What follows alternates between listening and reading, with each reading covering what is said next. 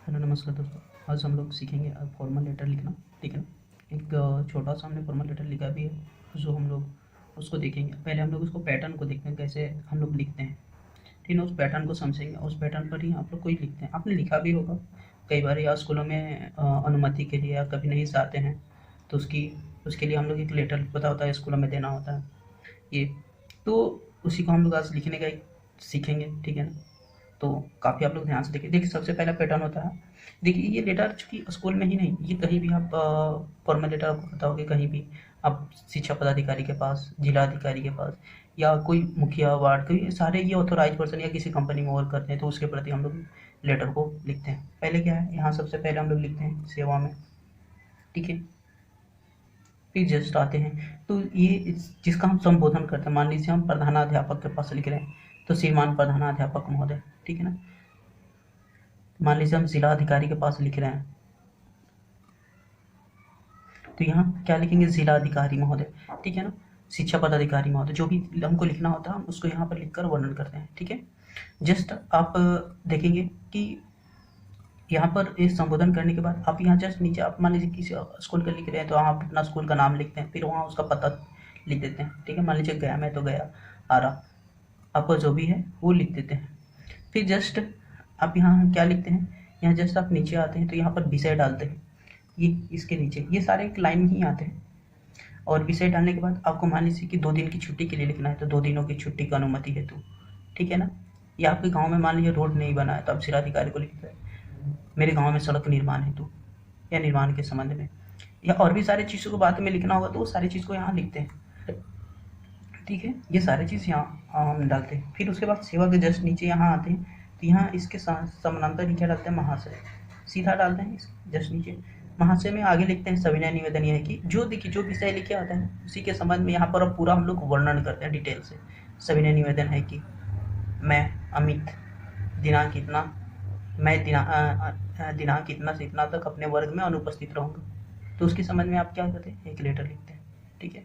क्यों अनुपस्थित रहूँगा, क्योंकि आप लिख देंगे कि कहीं आपको जाना है या किसी डॉक्टर से मिलने जाना है, डॉक्टर को दिखाने जाना है, या कहीं नाना आप कहीं दूसरी जगह जाना चाह रहे हैं तो इस वजह से आप लोग उस दिन अनुपस्थित रहेंगे। तो इसके संबंध में ये सारा यहाँ से लेटर यहाँ से स्टार्ट। देखिए ये लेटर लिखने के बाद यहाँ से देखिए ये स्टार्ट होता है जस्ट इसके सामने।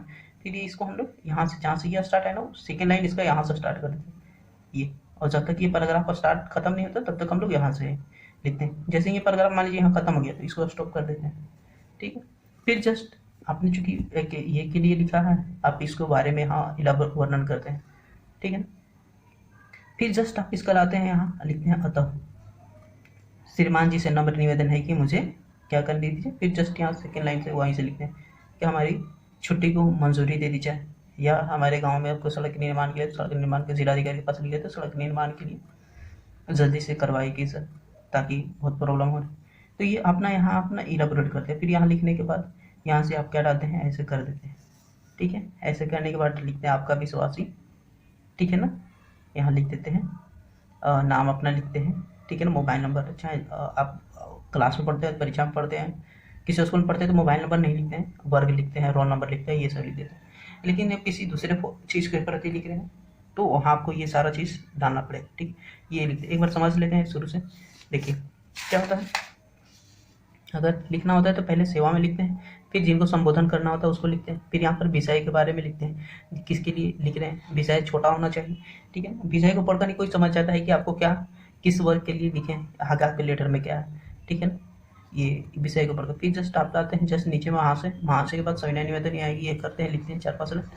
और फिर जो अपना विचार आपको जो विषय होता है उसके बारे में यहाँ डिटेल से आप वर्णन करते हैं।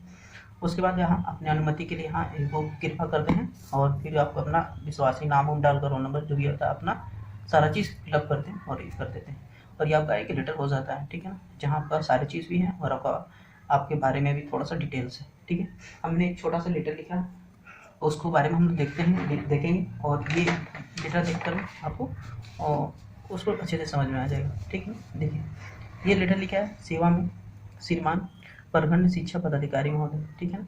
यहाँ प्रखंड शिक्षा पदाधिकारी लिखा गया है, आमस गया। ठीक है ना। वहीं पर लिखा गया है, ये लेटर लिखा गया किनके संबोधन, प्रखंड शिक्षा पदाधिकारी महोदय।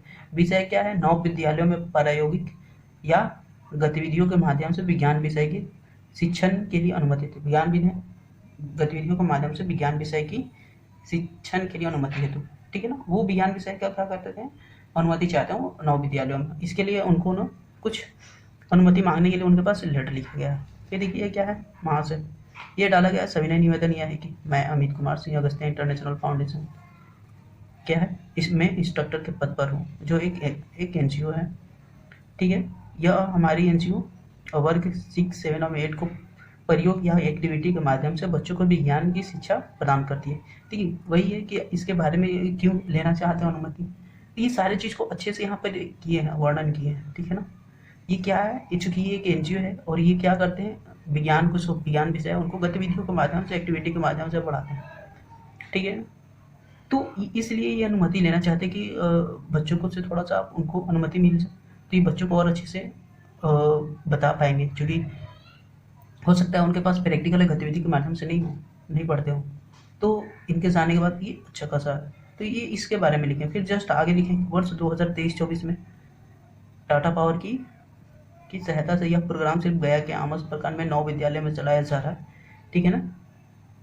तो ये इन्होंने लिखा है कि क्या चलाया जा रहा है, आमस में चलाया जा रहा है और 9 विद्यालय में चलाया जा रहा है। और विद्यालयों के नाम उत्क्रमित देखिए यहाँ, मध्य विद्यालय कलवन, सुग्गी, मुगराई, शमशेर खां, पिंडरा, सांवकला, वृंदावन, मध्य विद्यालय हरिहरपुर, मध्य विद्यालय गंगटी और मध्य विद्यालय पिंडरा है।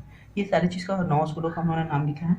और यहाँ चूँकि ये पढ़ाई, ये उन स्कूलों का पता है जहाँ वो पढ़ाना चाहते हैं, तो इसलिए उन स्कूलों के लिए परमिशन लेना चाह रहे हैं, ठीक है। तो उसी के संबंध में ये लिखा गया। फिर उसके लिए देखिए नीचे क्या लिखा है, उनसे अनुमति मांगने हेतु क्या लिखा गया है। अतः श्रीमान जी से नम्र निवेदन है कि